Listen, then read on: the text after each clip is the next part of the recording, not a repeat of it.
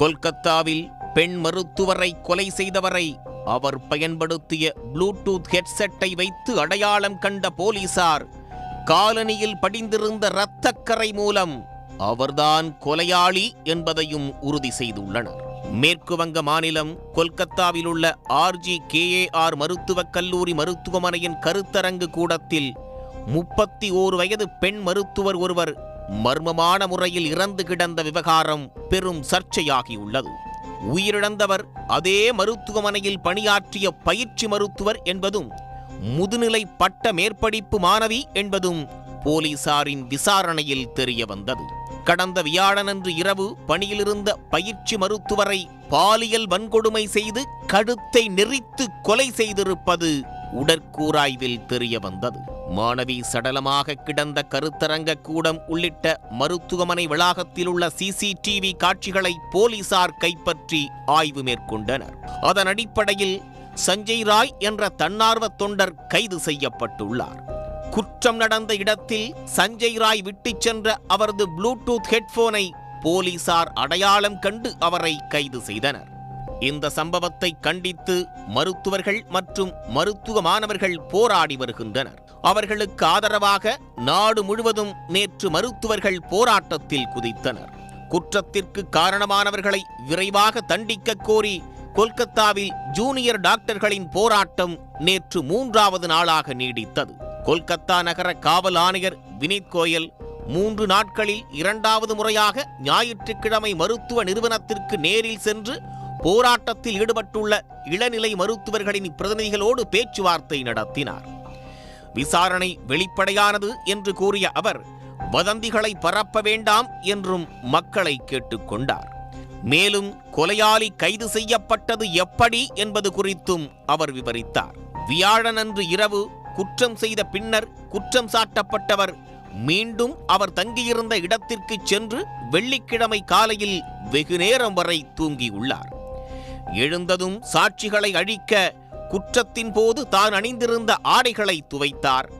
ஆனாலும் அவர் அணிந்திருந்த காலணியில் படிந்திருந்த இரத்தம் அவரை காட்டிக் கொடுத்து விட்டது. காலணிகளை சோதித்த போது இரத்தக்கரையோடு இருந்தது கண்டுபிடிக்கப்பட்டது என்று கூறினார்.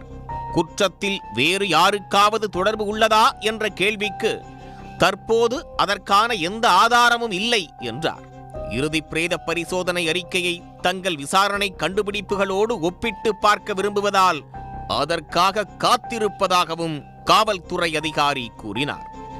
முதற்கட்ட பிரேத பரிசோதனை அறிக்கையில் பாதிக்கப்பட்ட பெண்ணின் கண்கள், வாய், அந்தரங்க பாகங்களில் இருந்து இரத்தம் கொட்டியதாக தெரிவிக்கப்பட்டுள்ளது.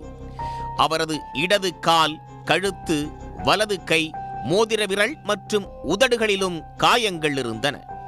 மற்றொரு போலீஸ் அதிகாரி கூறுகையில், மருத்துவர் முதலில் கொலை செய்யப்பட்டு பின்னர் பாலியல் பலாத்காரம் செய்யப்பட்டதற்கான வாய்ப்பையும் சூழ்நிலை ஆதாரங்கள் சுட்டிக்காட்டுவதாக தெரிவித்தார். கொலை குறித்து விசாரிக்க அமைக்கப்பட்ட சிறப்பு புலனாய்வு குழுவினர் தடயவியல் நிபுணர்களோடு ஞாயிற்றுக்கிழமை மருத்துவமனையின் கருத்தரங்கு கூடத்துக்கு சென்றனர். அங்கு சில மாதிரிகளை சேகரித்ததாக போலீஸ் வட்டாரம் தெரிவித்துள்ளது. போலீசார் யாரையும் மறைக்க முயற்சிக்கவில்லை என்றும் விசாரணை வெளிப்படையானது என்றும் கொல்கத்தா காவல் ஆணையர் கோயல் மீண்டும் உறுதிப்படுத்தியுள்ளார். மக்கள் பரிந்துரைகள் அல்லது புகார்களை தெரிவிக்க விரைவில் இலவச தொலைபேசி எண் தொடங்கப்படும் என்றும் அவர் கூறினார். சரியான அடையாளம் இல்லாமல் யாரும் மருத்துவமனை வளாகத்திற்குள் அனுமதிக்கப்பட மாட்டார்கள். மருத்துவ நிறுவனத்தில் உள்ள சுகாதார ஊழியர்களின் முழு பாதுகாப்பை நாங்கள் உறுதி செய்வோம் என்றும் காவல்துறை அதிகாரிகள் தெரிவித்துள்ளனர். தன்னிச்சையான முறையில் குற்றம் நடந்ததாகவும் கைது செய்யப்பட்ட குற்றவாளி சஞ்சய் ராய் போதையில் இருந்ததாகவும் முதல் கட்ட விசாரணையில் தெரிய வந்துள்ளது. வெள்ளிக்கிழமை அதிகாலை 3 மணி முதல் 6 மணி வரை கொலை மற்றும் கற்பழிப்பு நடந்திருக்கலாம் என காவல்துறை வட்டாரங்கள் தெரிவித்தன. வெள்ளிக்கிழமை அதிகாலை 2 மணி வரை பெண் மருத்துவர் பணியில் இருந்ததாக மருத்துவமனை தரப்பில் தெரிவிக்கப்பட்டது. மருத்துவமனையில் ஜூனியர் டாக்டர்களின் போராட்டத்தை அடுத்து நிலைமையை சமாளிக்க அனைத்து மூத்த மருத்துவர்களின் விடுமுறை மற்றும் விடுமுறை நாட்களை மாநில சுகாதாரத்துறை ரத்து செய்து பணிக்கு திரும்பும்படி கூறியுள்ளது.